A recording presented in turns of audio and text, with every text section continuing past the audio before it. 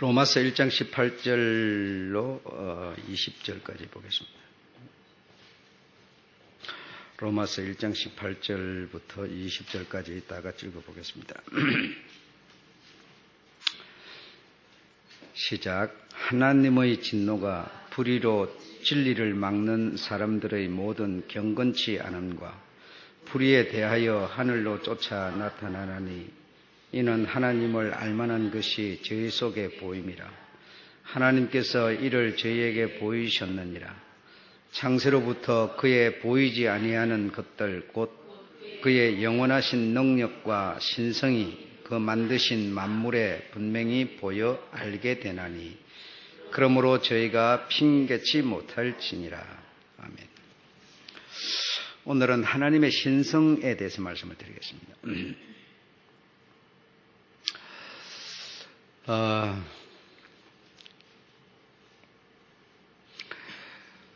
메소포타미아에서 이렇게 동쪽으로 이주를 해오던 그 사람들 중에 일부는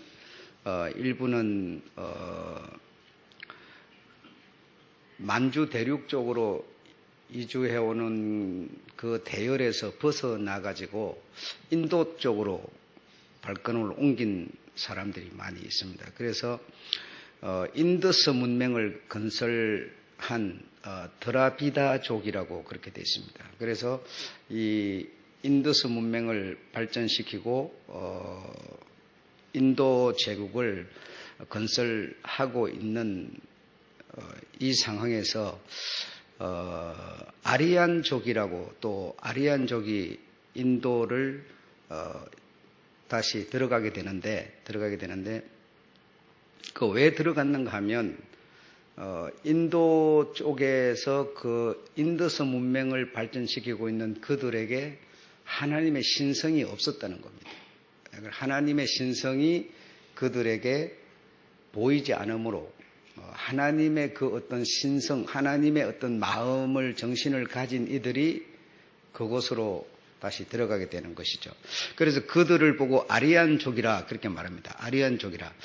그래서 아리안족이 들어가기 전에 이 드라비다족이 어떤 제도를 가지고 있었는가 하면 카스트 제도를 갖고 있었습니다. 그래서 카스트 제도라고 하는 것은 계급 제도인데 이 계급은 4계급으로 나눕니다. 그래서 첫 번째로 사제 계급, 그 사제. 우리가 이 캐톨릭에서 그 사제가 가장 그 급수가 높잖아요. 그런 것처럼 사제 계급이 있고, 그 다음에 두 번째가 지배 계급, 세 번째가 평민, 네 번째가 노예 계급. 이렇게 4단계로 나누어져 있습니다. 4단계로 나누어져 있는데, 이들이 이 카스트 제도를 가지고 있는 이들이 어떤 하나님이 아니라 신에 대한 개념을 어떤 것을 가지고 있었는가 하면 유네스를 가지고 있었습니다. 유네스를 가지고 있었는데, 이 유네스라고 하는 게 무엇인가 하면 이 계급 제도에 변동이 생기지 않도록 하는 방편이었다 이 말입니다. 다시 말하면 노예가 예를 들어서 만약에 노예 계급을 가지고 있는 사람이 죽었다가 다시 살아나더라도 여전히 뭐예요? 노예라는 거예요. 변화가 될 수가 없는 거죠. 그래서 이 유네스를 그들이 가지고 있은 이유가 이 인더스 문명의 어떤 안정과 발전이 아닌 안정과 정치적인 개념 때문에 유네스를 받아들여서 유네스를 주장하면서 유네에 의한 어떤 카스트 제도가 안정을 찾고 있었다 이겁니다. 그러므로 정치적으로는 안정은 되지만 또 안 좋은 쪽이 있었어요. 그게 무엇인가 하면 개인에게 능력이 없어지고 개인에게 자유가 없어져 버리는 거예요. 개인에게 자유, 그러니까 어떤 평민은 죽었다가 다시 태어나더라도 평민이니까, 노예는 죽었다가 태어나도 노예니까, 그죠? 자유가 없고 능력이 없고, 다시 말하면 발전이 없는 거죠. 이 카스트 제도라고 하는 게 그래서 발전이 없다. 그래서 장점도 있었지만, 정치를 안정시키는 장점도 있었지만 사실은 개인들에게 뭐가 없어요? 능력이 없어져 버리더라는 거예요. 자유가 없으니까, 발전이 없으니까 능력이 당연히 없어지죠. 그래서 이 세상 만물에는 하나님의 신성이라는 것은 꼭 양지 쪽에만 있는 게 아닙니다, 여러분. 음지 쪽에도 하나님의 신성은 있고 양지 쪽에도 있는 겁니다. 다시 말하면 여자의 심성에만 하나님이 계신 게 아니라 남자의 심성에도 있다 이 말이죠. 그래서 여러분이 꼭 옳다고 생각하는 거기만 하나님이 계신 게 아닙니다. 여러분이 반대하는 그쪽에도 하나님의 신성이 있어요. 그래서 하나님의 신성을 볼 수 있는 내 마음이 중요하고 눈이 중요한 것이지 내 주장이 중요한 게 아니에요. 그래서 우리가 윤회설 그러면은 무조건 나쁘다, 또 어떤 계급주의 그러면 나쁘다 이런 생각만 하지만, 그러나 그것이 가져다 주는 것은 무엇이었습니까? 그 어마어마한 대제국의 안정이었죠. 정치적인 안정이었죠. 그 정치적인 안정이 없으면 그 무지하고 못 배운 그 미개인들이 만약에 안정이 없으면 어떻게 되겠어요? 폭동이 일어나고 나라가 뒤집어지고 행편이 없어지겠죠. 그러니까 그 안정을 찾는 방법으로 이들은 이런 제도를 만들었다. 카스트 제도를, 계급주의를 만들었다 이 말이죠. 네. 그래서 이것을 우리가 이 교회 가운데 인용을 해보면 사실은 목사, 장로, 권사, 집사는 뭐요? 카스트 제도죠. 여러분 그렇게 안 생각하세요? 그래서 똑같은 내용인데, 그러니까 이런 어떤 제도를 하나님이 원한다, 안 원한다가 아니라, 다시 말하면 이런 어떤 계급은, 이 교회의 안정, 이 교회의 안정을 추구하는 데 도움이 되는 것이죠, 여러분. 네. 그러나 뭐가 없어져요? 한편으로는 장로를 뛰어넘을 수가 없으니까, 장로는 목사를 뛰어넘을 수가 없으니까 발전이 없는 거죠. 그러니까 하나님의 신성은 이쪽 저쪽에 다 잔재하고 있다 이겁니다. 예. 그래서 자꾸 나만 옳다, 우리만 옳다 이러지만, 그러나 그 반대쪽에도 하나님의 신성은 얼마든지 내재되고 잔재되어 있다 이겁니다, 여러분. 그래서 이 윤회설이라고 하는 것은 무엇인가 하면, 인간의 신분이라고 하는 것은 전생의 업보에 의해서 숙명적으로 나에게 와 있는 것이기 때문에 그 업이라고 하는 것을 내가 스스로 바꿀 수가 없는 거예요.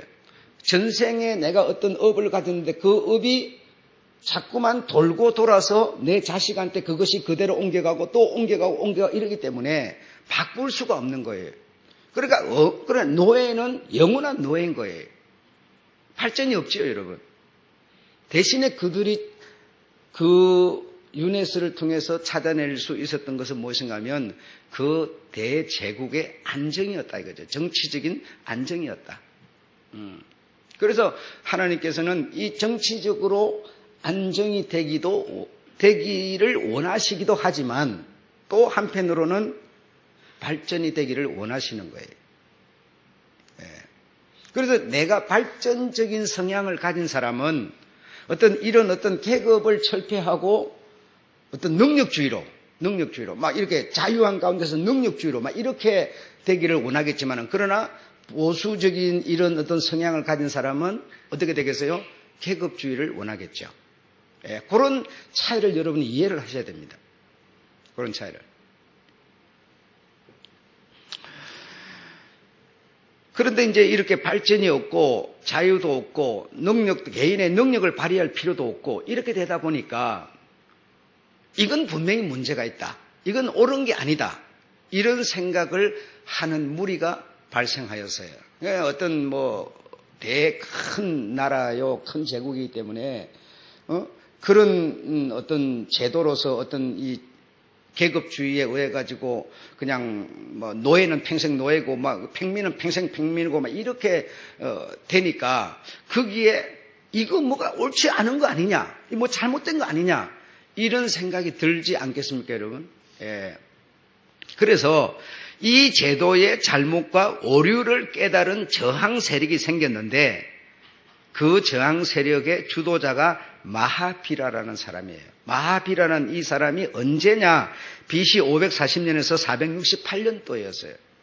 그래서 이 사람이 이 제도는 분명 뭔가 잘못된 제도다. 옳지 않다. 이것을 만약에 우리가 계속 가지고 산다면 이 나라는 발전도 없고 개인적인 능력도 없고 이거는 성장이 없다라고 해서 이제 제도를 바꾸자고 하는 이런 저항 세력이 생겼는데 이 교가 자이나교, 우리가 잘 들어서 알고 있는 고마다 시탈타라고 하는 불교였다 이겁니다. 그래서 이 불교가 이제 탄생하면서 지금 저들이 이 힌두 사상이 갖고 있는 윤회와 계급 제도는 잘못된 것이다 라고 하는 것을 주장하기 시작한 거예요. 그러면서 이 고마다 시탈타 불교는 여러분 이 불교가 원래 가지고 있던 게 윤회가 아니에요. 이 윤회는 힌두 사상이 갖고 있던 사상이 이 윤회고 불교는 사실 자기네들의 어떤 독창적인 교가 없었습니다. 그러므로 이 윤회를 받아들였을 뿐이에요. 이 독창적인 어떤 자기네들의 주장이 없는 이 불교가 힌두 사상을, 윤회 사상을 받아들여서 자기네 어떤 교리로 받아들인 것이지 원래는 이 힌두에 있던 것이 윤회 사상이었다 이겁니다. 윤회 사상이었다. 왜 윤회 사상을 그들이 추구했느냐? 정치적인 안정, 다시 말해 인본주의 때문이었다 이겁니다, 여러분. 인본주의 때문이었다. 그래서 이 자이나교, 다시 말해 고마다 시탈타는 불교는 무엇을 주장했느냐? 개인의 구원과 열반에 드는 것은 신분이나 계급이 아니다. 자기의 노력 여하에 의해서 신분이 바꿔질 수도 있고 또 어떤 열반에, 다시 말하는 우리가 말하는 구원에 들어갈 수 있다. 이렇게 주장했어요. 예. 그렇게 주장을 하니까 문제가 하나 발생해서 내용은 내가 볼 때 참 좋은 것 같아요. 왜냐하면 카스트 제도로 인해 가지고 어떤 계급주의를 벗어나지 못하는 어떤 팽민은 평생 팽민이고 이런 어떤 사상인데, 그러니까 뭐 자유도 없고 능력도 없고 발전도 없고 이런 사상인데 이 고마다 시탈타가 이 불교가 딱 등장을 해서 하는 말이 구원은 개인의 능력 여하에 달렸다. 그리고 어떤 이런 신분이나 계급에 의해서 구원이 주어지는 게 아니다. 이런 얼마나 그 매력 있는 주장이냐 이 말이죠. 굉장히 매력 있는 주장을 내놓긴 내놓았는데 문제가 생겼다. 그 문제가 뭐냐? 주체가 없더라는 거예요. 이 사상에는 뭔가 구심점을 가지고 믿고 따라갈 수 있는 주체가 없어져 버리더라는 거예요. 왜? 개인의 노력 여하에 따라서 구원이 된다. 이래 버리니까. 그럼 노력을 열심히 하는 사람은 구원이 되고 안 하는 사람은 못 하는 거고, 그럼 모든 이 구원과 열반에 드는 것이 내 노력에 의해서 되어지는 것이다 보니까, 다시 말하면 우리는 뭐예요? 우리 기독교는 뭐예요? 믿음으로라고 하는 거는 그들은 믿음도 내 노력 여하에 달렸으니까. 그렇죠? 또 힌두는 뭐예요?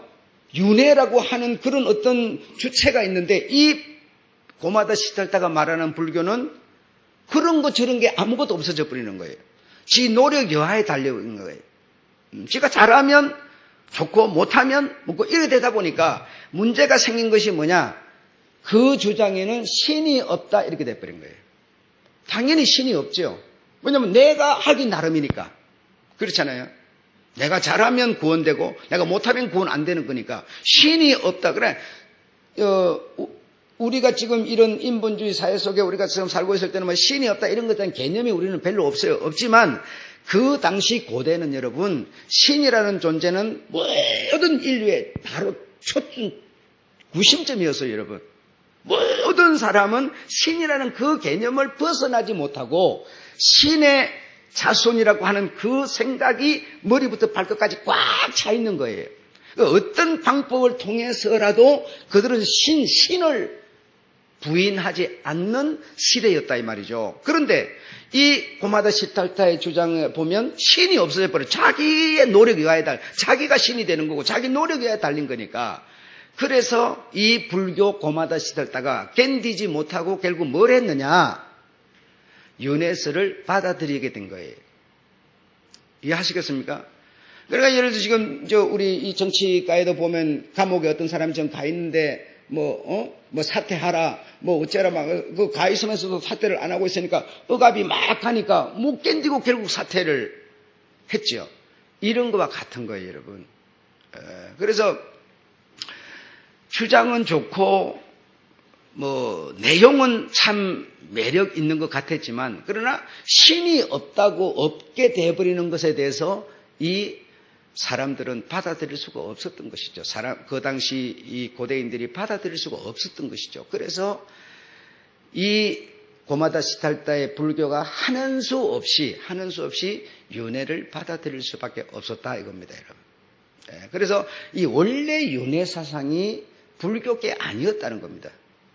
불교는 그래서 이 불교 쪽에 이런 신봉자들이 가지고 있는 그 도덕관, 윤리관, 어떤 신앙관 이런 것 여러분 굉장히 깨끗합니다. 깨끗하고 진실하고 정직합니다. 정직한데 이것이 전부 다 그 어떤 내용이 바꾸어져 가지고 어떻게 바꾸어졌냐? 정치, 국가, 국민을 안정시키는데 이 종교성, 신성이라고 하는 이게 전부 훼손이 돼서 그런 것이지 불교가 가진 원래 정신은 깨끗하고 정직하고 좋은 정신이었습니다.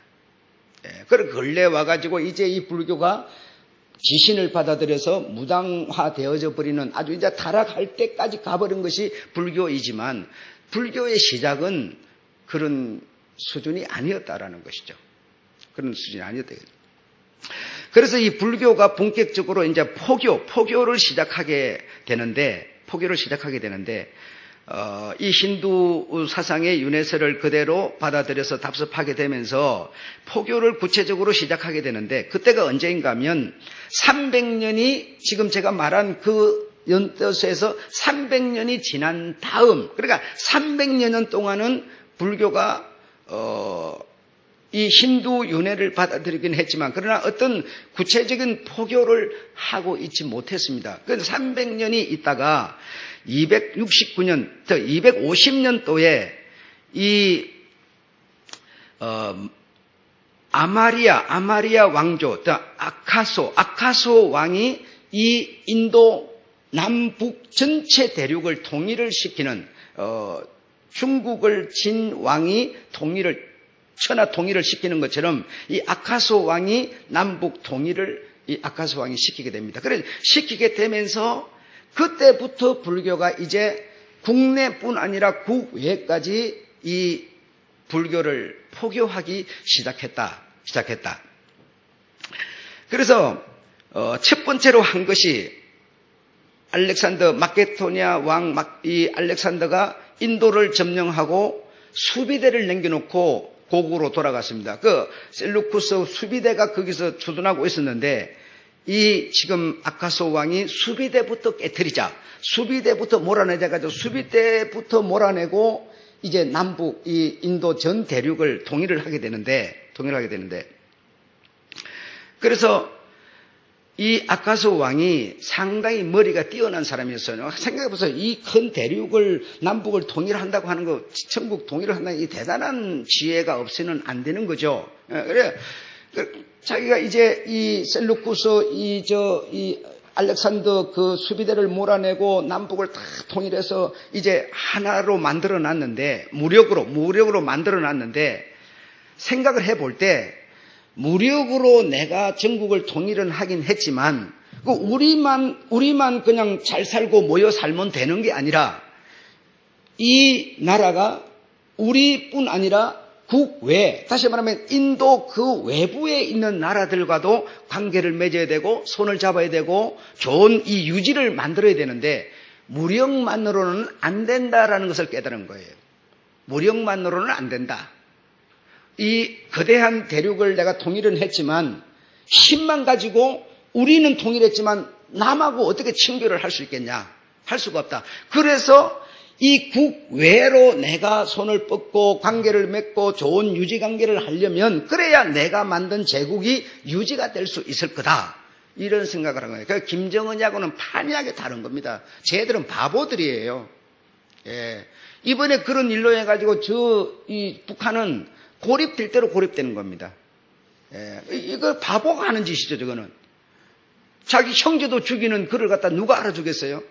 누가 그하고 손을 잡겠어요? 아무도 안 잡죠. 그러나 이 아카스 왕은 그런 주의가 아니었어요. 그래서 내가 무력으로 물론 통일했지만 그러나 내가 외국하고 관계를 맺으려면 이제는 이 무력만으로는 안 된다 해가지고 외국의 사절단을 내보내고 또 자기가 이제 생각을 바꾸고 했는데 나도 무력으로 정치를 통일은 했지만 그러나 내가 갖고 있는 도덕률, 내 도덕 사상이 있다. 그게 도덕 사상의 기본이 뭐냐 하면서 자기가 내놓은 것이 고마다 시탈타의 불교였다 이겁니다. 그는 불교인이 아니었어요. 이 아카소는 불교인이 아니었는데도 불구하고 이 외국에 있는 사람들과 관계를 잘 맺으려니까 불교가 갖고 있는 소리 정신이 가장 부드럽고 좋은 소리들하는 거예요. 그래서 자기가 그 불교에 귀의하여 불교인이 스스로 돼가지고 이제는 군인을 주둔시키던 곳에 군인을 뽑아버리고 그곳에 불교 사제들을, 불교의 어떤 신봉자들을 그곳에 주둔시키고 이렇게 하면서 외국과 좋은 관계를 맺어가기 시작하는 거죠. 참 지혜로운 사람이죠, 여러분. 그러니까 우리가 생각할 때는 불교가 무조건 나쁜 거다 이렇게만 생각하지만 그 불교 속에도 사실은 그때 당시에 기독교라는 것은 존재하지도 않았으니까요. 그 불교 속에도 뭐가 있었다고? 하나님의 신성은 존재하고 있었다 이겁니다. 존재하고 있었다 이거예요. 그러니까 여러분, 우리는 지금 이런 내막도 모르고 불교 그러면 속 나쁜 놈들 그러지만 그 나쁜 놈 속에도 주님의 영은 있는 거예요. 주님의 정신은 다 있는 거예요. 예, 꼭 한쪽에만 있는 게 아니다 이 말이죠. 그래서 한참 세월이 지나고 결국 이 로마 정치로 넘어갔을 때 그때서 이제 어떤 하나님에 대한 개념이 이제 조금씩 뚜렷하게 드러나기 시작하는 거지. 그 전에는 뭐가 뭐인지, 누가 옳은지, 누가 그런지 분별이 안 되는 시대였죠. 전혀 분별이 안 되지만 분별이 안 되는 그 힌두나 그 불교나 이런 모든 사상 속에 하나님의 이 신성은 존재하고 있었다는 것을 여러분 이해하셔야 됩니다. 그래서 정말 내라는 사람이 또는 여러분이라는 사람이 주님의 신성, 주님의 그 어떤 정신, 마음, 어떤 영이 있으면 내가 어떤 사람이 되어야 되겠다. 이게 아닙니다, 여러분. 불교처럼 내 노력 여하에 의해서 이렇게 되어져 가는 게 아니라 영이 있으면 내가 그렇게, 영이 있으면 너희가 뭐라고 그랬어요? 신이라 그랬어요. 신이라. 내가 영이 있으면 여러분, 내가 막 노력을 해가지고 이렇게 만들어져 가는 게 아닙니다. 이 기독교가 그런 겁니다, 여러분.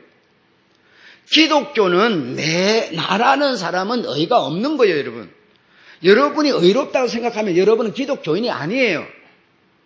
나는 의가 없는데 주님이 내 의가 되어준 겁니다. 이해하시겠어요?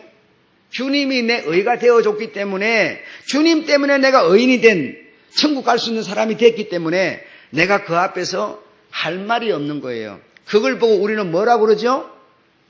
은혜라고 하는 겁니다. 은혜 여러분. 이해하시겠어요? 그래서 이 아카스 왕이 불교에 자신이 스스로 귀의하고 외국의 포교 파송을 위한 본격적인 불교 그 사상을 이제 우리가 말하는 전파 이렇게 본격적으로 복음 전하는 것처럼 이걸 하기 시작했다 이 말이죠. 왜 그랬느냐?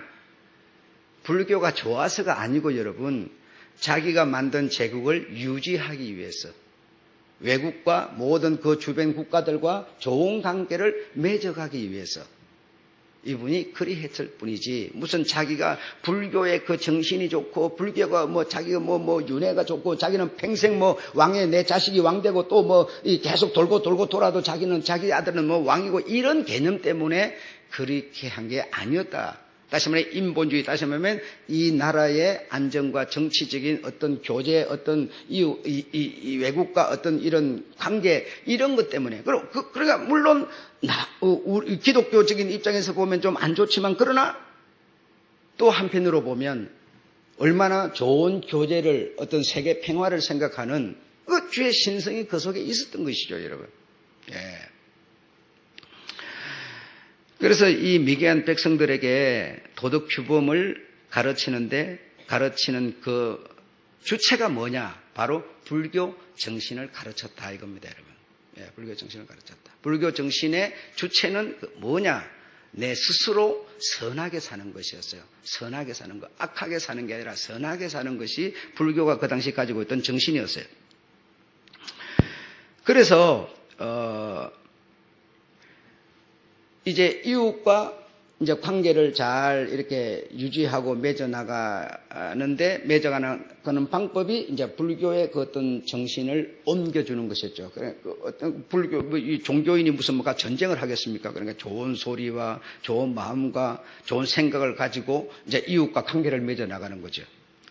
그래가지고 이제 AD 67년에 이 인도에서 불교 정신이 어디로 넘어가는 거 아니? 중국으로 넘어가는 겁니다.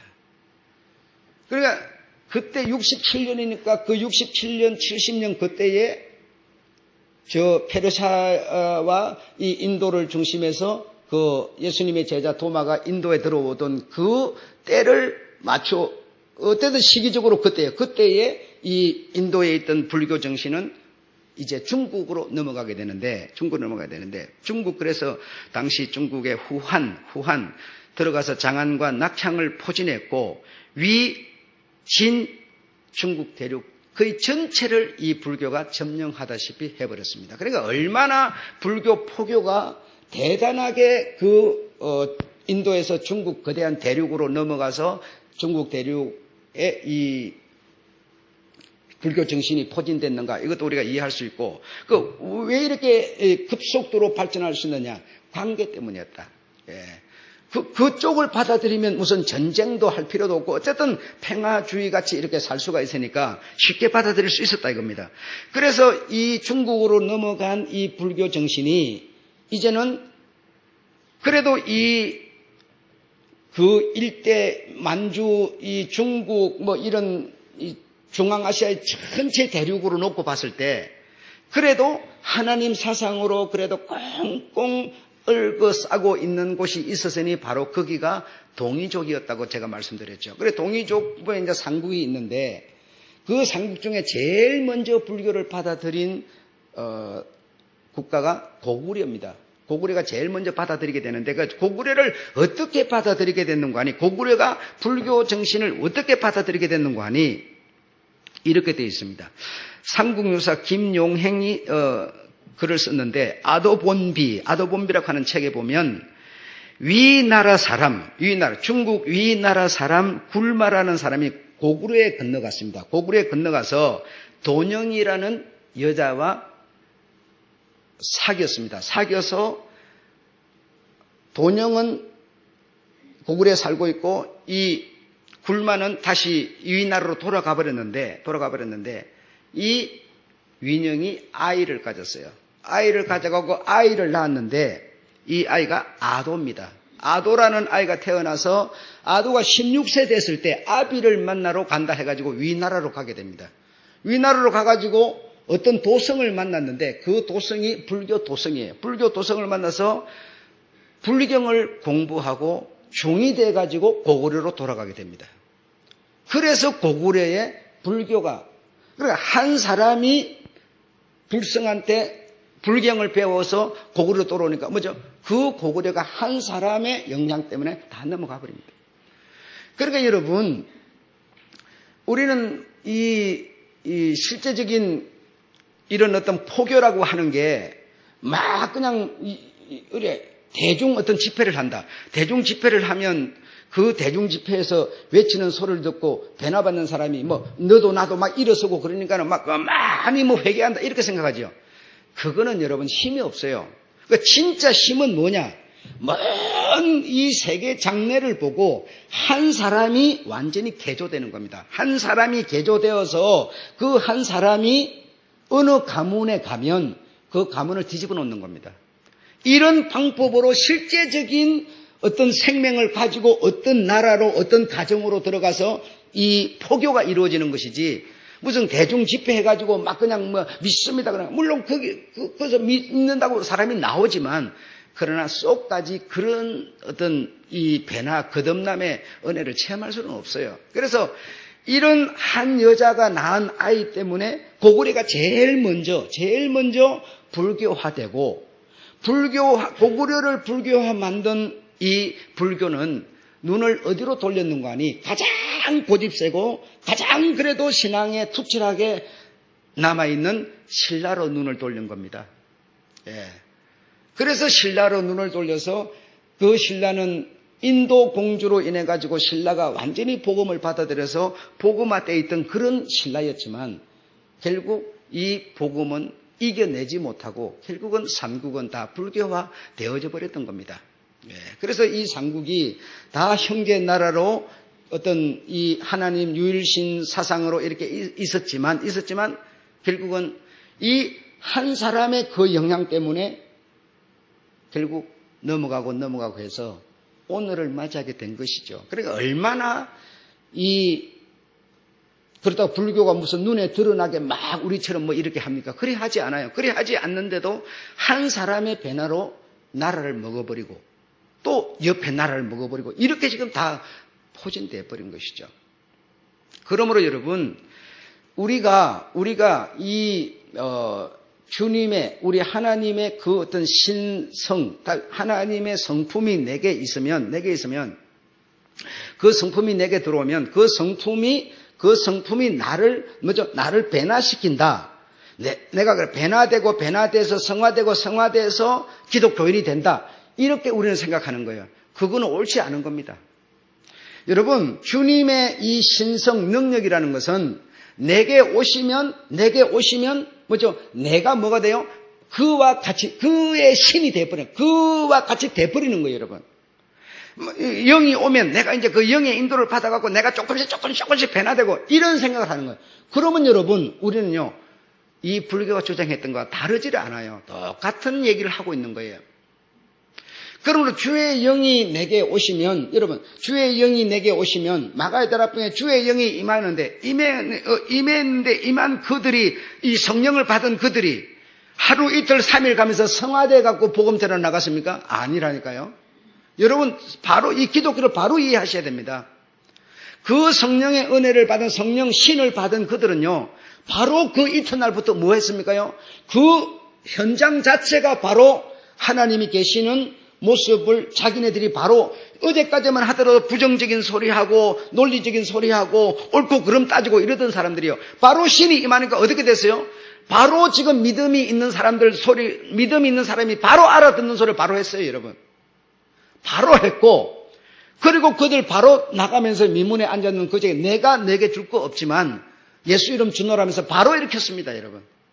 그리고 그 제사장 그들에게 내가 너희들 전에는 여러분 그런 소리 쥐구멍도 못 찾던 그들이었어요.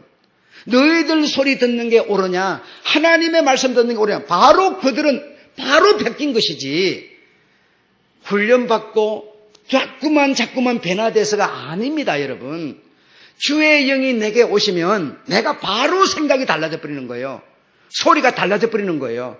그래서 여러분 입에서 자꾸만 논리적인 소리 나오고 계급 얘기 나오고 장로도 안 하는데 내가 안수집사인 내가 왜 해? 목사도 안 하는데 장로인 내가 왜 해? 이런 소리 자꾸 나오면 여러분은 주의 영이 없는 겁니다. 아주 간단합니다, 여러분. 주의 영이 있으면 여러분에게 주의 영이 실제로 계시면, 성령이 여러분에게 계시면 내 입에서 논리적인 소리 안 나와요. 논리적인 소리는 인본주의일 뿐이에요, 여러분. 옳고 그름을 따지는 것도 인본주의일 뿐이에요, 여러분. 이해하시겠습니까? 그래서 저 사람이 못하니까 내가 하는 수준이 되는 거고, 누가 시켜서 되는 게 아닙니다, 이건 여러분. 불교 이 고마다 시탈단은 막 돌을 닦고 네 노력 여하에서 된다 그러니까 막 돌을 닦고 막 그냥 생명 존중하고 막 이렇게 노력을 하지만, 기독교라고 하는 거는 여러분 그렇게 하지 않기 때문에 정말 그야말로 땅에서 진주를 찾는 것 같은 이런 상태이기 때문에 변론을 하면 항상 인본주의가 이기게 돼 있어요. 절대로 이 기독교는 못 이깁니다. 앞으로도 못 이기고 지금도 못 이기는 거예요. 그래서 주님은 변론해봤자 소용없다. 저가 영이 없는데 영이 있는 네가 그거하고 변론하면 뭐하냐. 인본주의는 인본주의가 돼. 육체가 되는 거야. 절대로는 못 이기는 거야. 주님이 결론 내려놓은 거예요. 여러분 회의하면서 설교 듣고 은혜 받아갖고 다 은혜 갖고 있는데 회의하면서 막 논리적인 얘기 막 해봐요. 누가 이기십니까? 절대로 은혜 받은 사람이 못 이기죠. 그냥 뭐가 돼버려요? 논리로 엉망진창이 돼버리죠. 안 그래요? 그래서 변론할 필요도 없고 주의 영을 내가 가지면 저 사람이 못하니까 내가 하고 저 사람의 몫을 내가 감당하고 내가 저를 원수를 사랑하고 뭐죠? 이게 그냥 자동으로 되어져야 되는 거예요. 주의 영이 바로 그런 겁니다. 막 돌을 닦아서 되는 게 아니에요, 여러분. 하나님께서 아브라함에게 아브라함아 내가 너를 어디론가 보내고 싶어 하니까 뭡니까? 그 영이 아브라함에게 임하니까 그냥 아브라함은 앞뒤 안 가리고 그냥 보침 싸주고 그냥 가는 거예요. 어디를 가는 줄 알았어요? 모르고 그냥 가는 겁니다, 여러분. 이게 기독교의 하나님의 신성입니다, 여러분. 내게 하나님의 마음이 계셔야 되고 주의 영이 있어야 우리가 기독교인이 되는 것이지, 교인이 되는 것이지, 주의 사람이 되는 것이지, 교회를 오래 다녀가지고 돌을 닦고 해서 막만 이래도 여러분 갈록만 찾는 겁니다. 주장만 강해지는 겁니다. 이거는 기독교인의 자세가 아니세요. 이해하셨죠?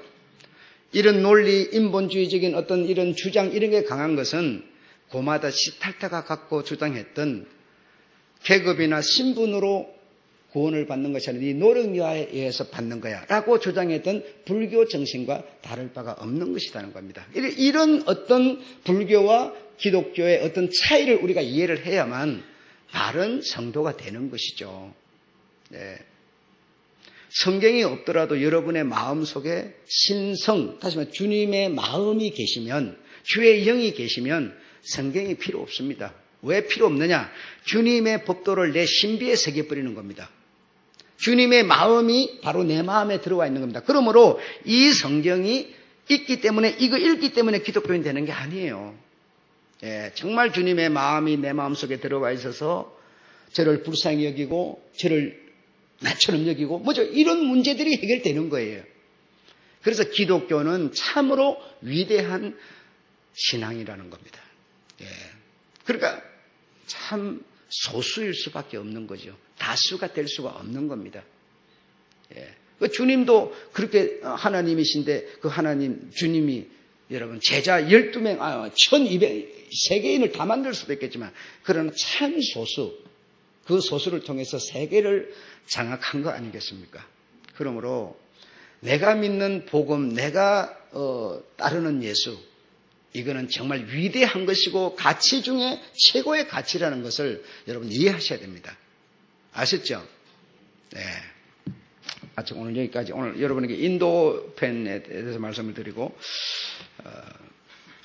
다 같이 179장 부르겠습니다.